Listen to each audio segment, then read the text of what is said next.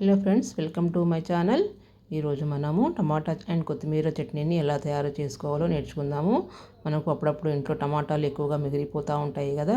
ఆ టమాటాలతోని టేస్టీగా, ఈజీగా అండ్ ఎంతో రుచికరంగా ఉండే ఈ టమాటా చట్నీని ఎలా తయారు చేయాలో ఈరోజు రెసిపీలో మనం చూసుకుందాము.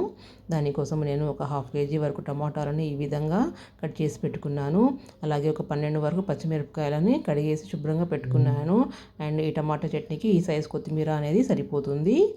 సో ఆ తర్వాత ఒక ప్యాన్ పెట్టేసుకొని ఒక స్పూన్ ఆయిల్ వేసేసుకొని దీంట్లో ఒక 2 స్పూన్ల వరకు మినపప్పుని వేసేసుకోవాలి. ఈ మినపప్పు అనేది గోల్డెన్ ఫ్రై అయ్యేంత వరకు ఫ్రై చేసేసుకోవాలి. ఒకవేళ మీకు మినపప్పు ఇష్టం లేకపోతే దీన్ని స్కిప్ కూడా చేసుకోవచ్చు. చూడండి, ఈ మినపప్పు వేయడం వల్ల దీనికి టేస్ట్ అనేది ఎన్హాన్స్ అవుతుందన్నమాట. సో దీన్ని కలర్ అంతా చేంజ్ అయ్యేంత వరకు ఈ విధంగా దీన్ని ఫ్రై చేసేసుకొని పక్కన తీసేసి పెట్టేసుకోవాలి.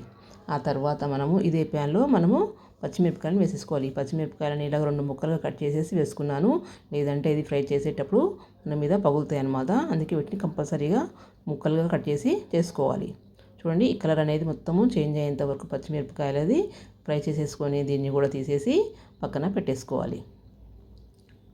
ఆ తర్వాత అదే ప్యాన్లో మనము ఈ కొత్తిమీరని కాడలతో సహాగా తీసేసుకోవాలి. కొత్తిమీర కొద్దిగా తక్కువనే తీసుకోండి. ఎక్కువ తీసుకుంటే దీని ఫ్లేవర్ అనేది ఎక్కువగా అనిపిస్తుంది టమాటాలు కాబట్టి చిన్న కట్ట సరిపోతుంది. సో దీంట్లో కూడా కొద్దిగా ఆయిల్ వేసేసుకొని కొద్దిసేపు దీన్ని ఫ్రై చేసేసుకొని దీన్ని కూడా తీసేసుకొని మనము పక్కన పెట్టేసుకోవాలి.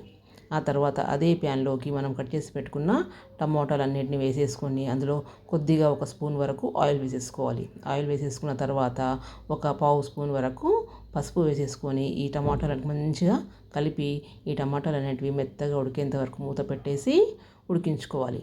టమాటాలు మరీ ఎక్కువగా ఉడకాల్సిన అవసరం లేదండి. కొద్దిగా మెత్తబడితే చాలు. ఈ విధంగా మెత్తబడాలి. ఈ తర్వాత మనం దీన్ని స్టవ్ ఆఫ్ చేసేసి ఇది పూర్తిగా చల్లారేంత వరకు మనము పక్కన వదిలేసుకోవాలి. సో ఈ టమాటా చట్నీ అనేది చాలా టేస్టీగా ఉంటుందండి. అందరూ కూడా ఒకసారి ట్రై చేయండి. సో ఆ తర్వాత మనము ఒక మిక్సీ జార్ తీసేసుకొని మినపప్పు ఫ్రై చేసుకున్న ఈ పచ్చిమిరపకాయలు అలాగే దీంతో పాటు మనం 1 స్పూన్ వరకు జీలకర్ర, అలాగే 6 నుంచి 7 వరకు వెల్లుల్లి రెబ్బలు, 1 స్పూను ఉప్పు, కొద్దిగా చింతపండు వేసేసుకొని వీటన్నిటిని కూడా మెత్తగా గ్రైండ్ చేసేసి పెట్టేసుకోవాలి. ఈ విధంగా గ్రైండ్ అవ్వాలి.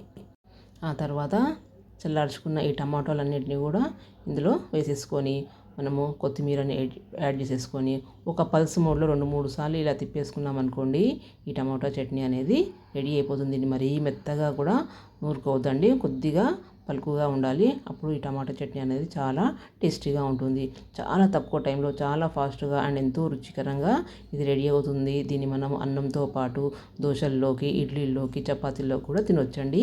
ఈ వీడియో కనుక మీకు నచ్చినట్లయితే మా వీడియోని సబ్స్క్రైబ్ చేయండి ఫ్రెండ్స్. లైక్ చేయండి, షేర్ చేయండి అండ్ కామెంట్లో ఎలా ఉందో తెలియచేయండి. ఉంటాను ఫ్రెండ్స్, బాయ్.